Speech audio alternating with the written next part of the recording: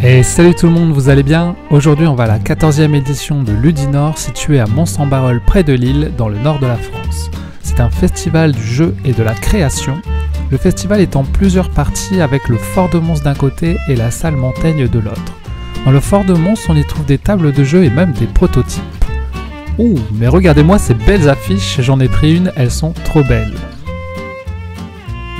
Il y a aussi des boutiques de jeux pour ceux qui ne veulent pas repartir les mains vides. Il n'y a pas que des jeux en vente, il y a aussi des oreilles d'elfes. Bonjour, on est chez Till Games. Comment ça va? Qu'est-ce que ça vous apporte d'être dans un festival? Ah bah déjà ça permet de rencontrer nos clients, ça permet d'en découvrir de nouveaux, ça nous permet aussi de montrer un peu l'étendue de notre offre, que ce soit en magasin, et puis ça permet aussi de voir un petit peu plus de choses et puis de rencontrer aussi des éditeurs qui sont là présents, de voir des nouveautés aussi qui sont en avant-première. Donc oui, tout est intéressant à Ludinor. Ok, super. Quand vous vendez un jeu, c'est quoi la réaction que vous attendez chez les joueurs? Qu'ils prennent du plaisir surtout, parce que c'est ça le plus important, parce qu'il ne faut pas oublier que c'est un jeu, donc on est là vraiment pour s'amuser, et donc quand quelqu'un achète un jeu, c'est vraiment pour son plaisir. Voilà, ça c'est le plus important pour moi. Ok, super, merci. D'autres commentaires à faire? Eh ben bon Ludinor à tous. Merci à vous, bon festival. Regardez-moi ce cluster duo. Il faut rester assez concentré, ce qui n'est pas chose aisée en festival, je vous l'accorde.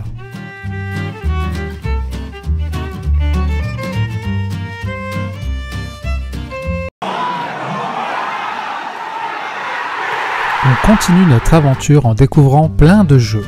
N'importe qui peut y jouer bien sûr, à condition que vous arriviez à trouver une place libre pour jouer.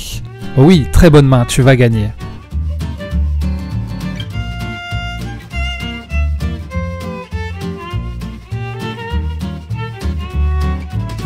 Allez, on part faire un tour à la salle Montaigne, il y a aussi plein de jeux et de quoi se restaurer. Regardez-moi cette merveille.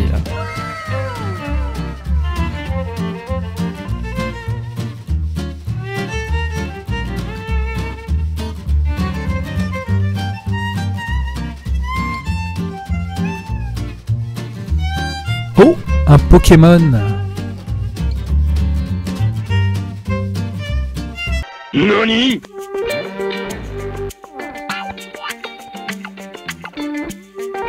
Allez, on continue et on se retrouve sous une tente où il y a des jeux de figurines. Et nous allons découvrir le jeu Spark Riders 3000 de l'éditeur Arcada Studio. Bonjour, est-ce que vous pouvez vous présenter?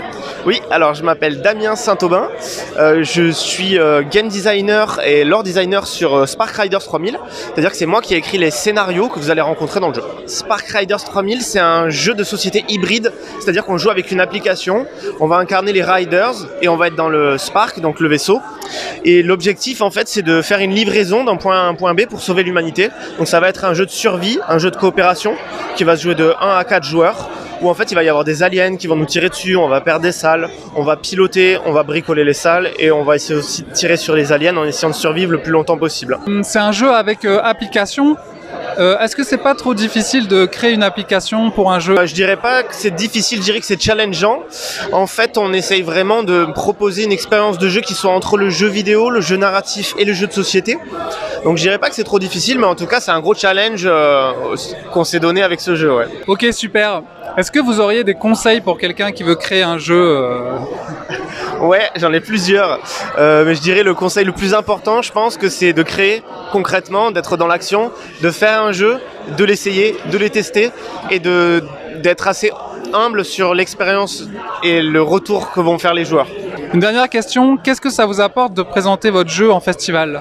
Alors nous, ça nous apporte énormément de présenter le jeu parce qu'en fait, on a le retour directement des joueurs. En fait, on fait ça exactement pour ça, c'est-à-dire qu'on crée des jeux pour avoir le retour des joueurs. Du coup, ça nous permet d'avoir des avis, de voir les réactions des joueurs et de pouvoir tester plein de fois. Et puis nous, on est très fiers du produit, donc en fait, ça nous apporte aussi beaucoup de cohésion d'équipe. Enfin, ça nous apporte plein de choses. Super, merci à vous. Allez, on va quand même essayer de trouver des tables libres pour jouer un peu. Il a l'air stylé ce Wonderland Wars.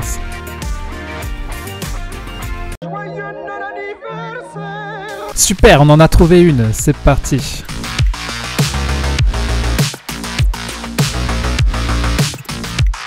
suis ton père. Je suis ton père. Infligez 7 dégâts à une unité, sauf si contrôleur dit non. Non. Du coup, piochez 3 cartes.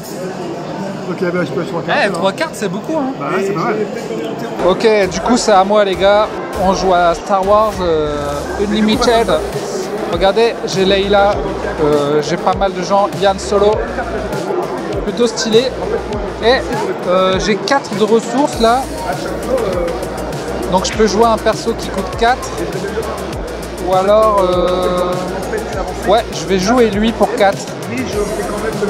Donc j'utilise mes 4 ressources. Et je mets lui. Les autres unités rebelles ont +1, +1. Oh là là, regardez-moi ce R2D2 qui est boosté aux amphétamines. Au début du jeu, il y en a 2 qui se sont révélés. Au fur et à mesure du jeu, vous allez les révéler. Grâce à l'action regard. Par contre, vous avez le droit à 2 types d'actions. Au début de votre tour, vous dites soit je tente de regarder, soit j'avance pour aller chercher les indices. Ce qui fera presque c'est que les indices. Vous lancez le dé, et le but c'est d'avoir au moins 3 symboles. Sur les 3D, vous avez une face de l'action que vous voulez faire. Soit les pas, soit les yeux. Sachant qu'on a vraiment jusqu'à 3 lancers pour réussir à avoir... Bim. Allez, on va dire ici. Marque. Marque. Marque, il n'y a pas de gants blancs, pas de canne. Ok, bah...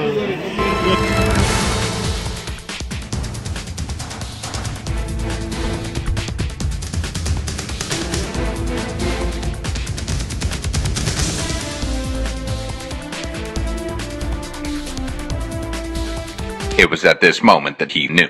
He fucked up. Là, vous allez répartir en 2 groupes, pas forcément comme vous voulez. Et c'est votre adversaire qui va choisir en premier le groupe qu'il veut. Voilà. Et qui va commencer à jouer en premier aussi. D'accord. Ça. Vous allez pouvoir aussi gagner des points de victoire en en développant ici en fin de partie. Un bleu. Je vous explique comment fonctionne le parcours. Et 2 verts. Peu importe. Peu importe. Saviez-vous que plus de la moitié des Français jouent au moins une fois par mois à des jeux de société et que ce sont plus de 3500 nouveaux jeux qui sortent chaque année? Bon, ça c'est des Lego, mais bon.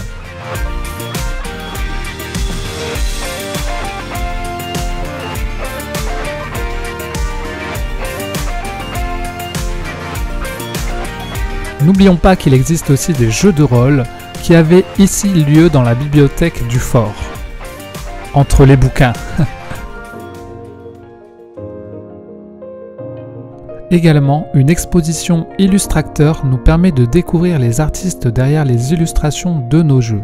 Ces jeux qui nous comblent de bonheur et nous permettent de nous évader. Êtes-vous sensible au travail des illustrateurs lorsque vous jouez à un jeu ?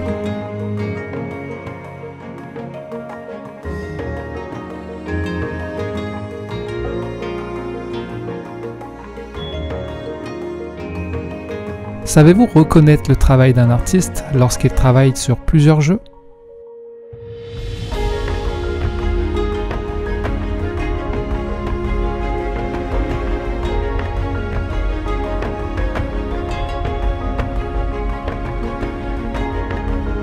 Et voilà les amis, j'espère que la vidéo vous a plu. Ça fait super plaisir d'avoir un festival de jeux dans le Nord. Merci à Ludinor, aux joueurs, aux bénévoles et à vous aussi.